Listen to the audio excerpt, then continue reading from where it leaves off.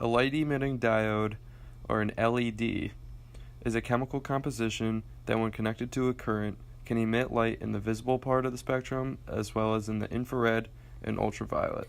In 1961, Gary Pittman and Bob Byard from Texas Instruments found that gallium arsenide diode emits infrared light every time it is connected to a current. The following year, the first light-emitting diode that emitted light in the visible part of the frequency range was created. The color happened to be red. The original LEDs were very expensive and cost around $200 per piece. Typically, they were only used in highly professional lab equipment. In addition to being very expensive, original LEDs were very inefficient. It wasn't until technology was improved that you can find LEDs in common objects. Today, you can find them in calculators, watches, flashlights, and are found in most remote controls for TVs. The perks of having an LED is that they are smaller and last much longer than an incandescent or neon lights. The most important material in an LED are the very thin layers of semiconductor material, where one layer will have an excess of electrons while the next will have a deficit. This difference causes electrons to move from one layer to another and thereby generate light.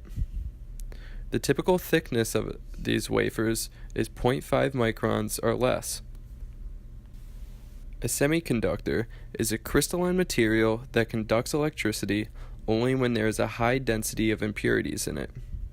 The particular semiconductors used for LEDs are gallium arsenide, gallium phosphide, or gallium arsenide phosphide. The different semiconductor materials, or substrates, and different impurities result in the different colors you see in LED lights. The impurities commonly added to LEDs are zinc or nitrogen, but silicon, germanium, and tellurium have also been used. Wires are then attached to the substrate where electricity could be brought to the diode.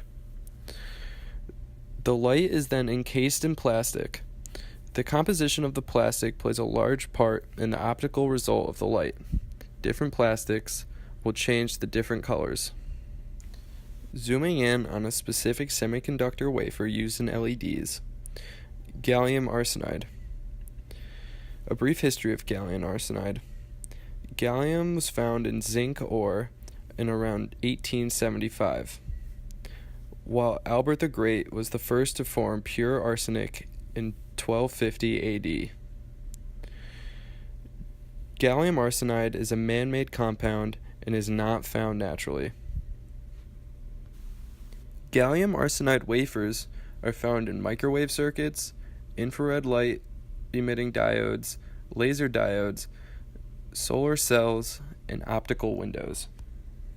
The production of gallium arsenide is very complex and includes multiple chemical methods, including the gradient freeze method, the wafer processing, the vapor phase epitaxial, the liquid phase epitaxial, the metal organic chemical vapor deposition, and others.